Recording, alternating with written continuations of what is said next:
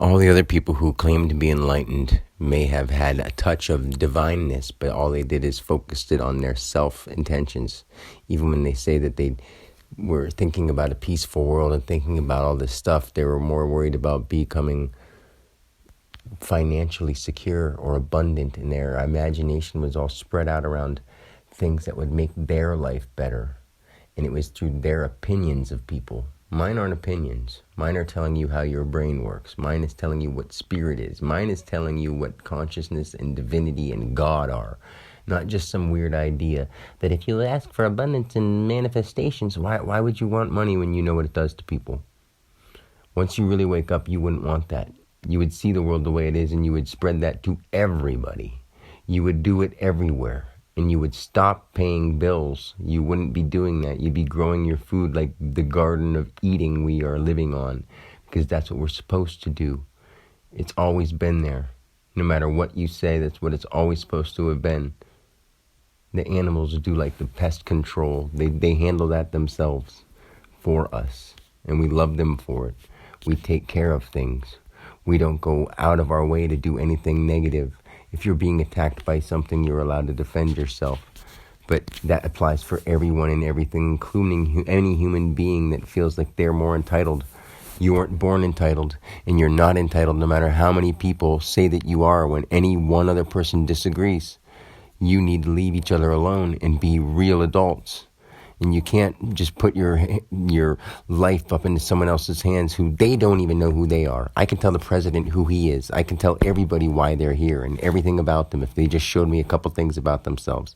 It's all math problems. And people didn't understand how their brain worked, how their body worked, how their stomach works, how their heart works. They don't know. They study it from a book, from someone else. And that was me developing. But now I don't have to develop anymore. I'm exactly where I need to be, doing exactly what all of us want to do in order to get our top health.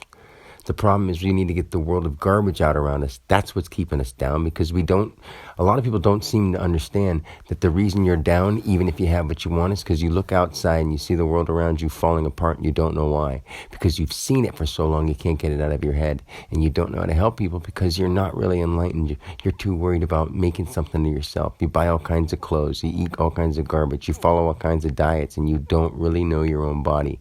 I'm a shaman, I'm a guru, I'm Christ. I'm more than all those people, and it doesn't mean anything big. You would be too if you did the right thing for your body, but you refuse to because you think that I'm allowed to. But why would you if you really knew what it does for you otherwise? You don't want to be the divine one who has the knowledge of all?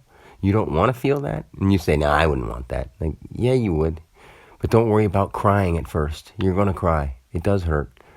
But you want to share this with everybody. This will stop violence. This will stop pain. This will stop slavery. This will stop freedom or fake freedom. This will stop government. This will stop a lot of things if you really, really listen and let your heart open. Eat some food that's good for you for a long time, but find things that you can deal with. Fast for a couple days first. Make sure you stretch and exercise every day. Picture beautiful things. Look at bright lights and some dimmer lights. Nothing wrong with dark lights, but if you only have dark lights and think dark images, you're going to see a dark world. But if you want to see bright lights and bright images, you look at a bright world. But don't have bright images with negative impressions, or else you have a negative impressed world, no matter what you do. And everybody's having negative impressed worlds and letting kids see it, letting everyone see it, and it's just getting worse and worse and worse because it's always going to multiply what we put into ourselves. And if you put it into you, it regrows. Just like in soil, seeds regrow. If you see something in soul, life regrows. So please, take it seriously. It's not a joke. It's not a play on words. It's exactly what's happening with everything. So, until next time, peace.